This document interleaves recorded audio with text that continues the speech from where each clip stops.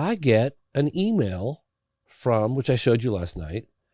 I get an email from Robert Bigelow. He's in aerospace. He's designing these. He's a billionaire. He lives in Nevada. And he has contracts with the United States Air Force dating back God knows how long, decades, where any reports, any pilot reports, things of that nature of UFOs all goes to Robert Bigelow's. You know, he had like a think tank, NIDS, and his organization. It was like, how could this civilian like be getting a contract with the government on UFO? What? You know? And he was working at one point with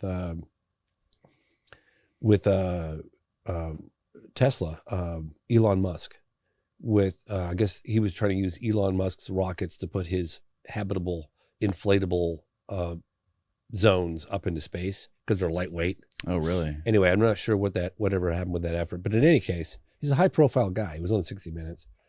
So he sends me an email, or his secretary. Mr. Bigelow has a message he wants to pass along.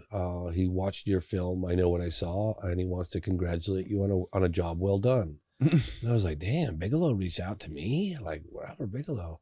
So I emailed back, thank you so much. Would he be willing to get together for, dinner or lunch or something? And yes.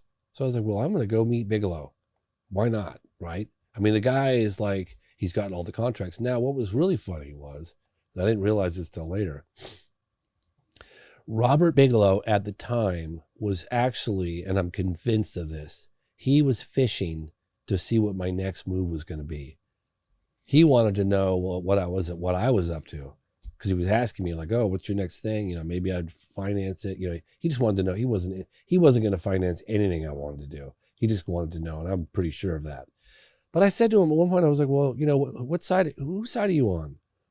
Because every case that I'm looking into, particularly the case of the United States and international cases too, I get people saying, oh, well, Bigelow's organization came and took all that evidence. And I kept hearing that. It's like, so what are you doing with all this evidence and stuff? Anyway, before I say this, I'm just going to say that this guy, I guess, legitimately is in a position to know a lot more than I know.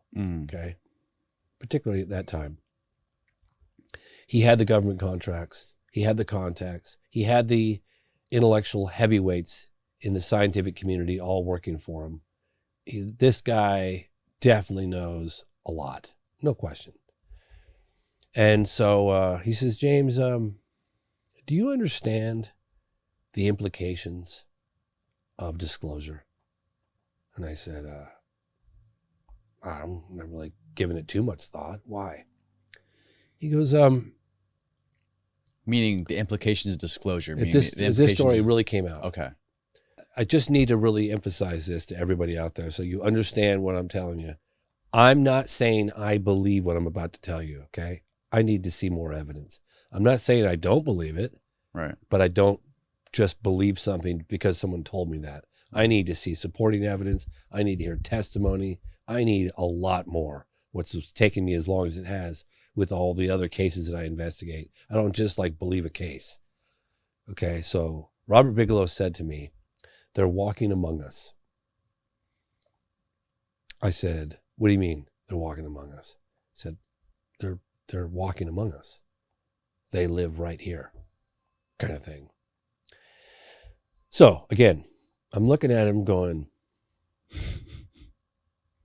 I need to see, and I'd like to see some proof of that. Right. But then he said, we've done studies. We've done extensive studies on the impacts of this story would have on the general population globally. And I said, interesting. Okay. Well, like what kind of studies? He goes, well, you take Iran, Contra, and you take all these other like super big scandals, and you multiply those, every one of them that's ever happened in the history of mankind, in modern history, and then you multiply that by 1 million. And that's the impact, according to our studies, that this reality would have on the general public. He said the economy would collapse, organized religion would collapse, and he just rattled off all that. Like, again, I'm not saying that I believe this. I'm just telling you what he said to me. how could you possibly conduct a study on that? I could see how you could gather, you could collect data on individuals, but how could you possibly do a study on an entire civilization or a large group of people? Like, how would you do that? That's what he told me. That's what he told me. I mean, look, it would have an impact. There's no question it would have an impact. And it probably would affect religion, right? Because why am I going to work? Why the fuck am I paying taxes? Why am I...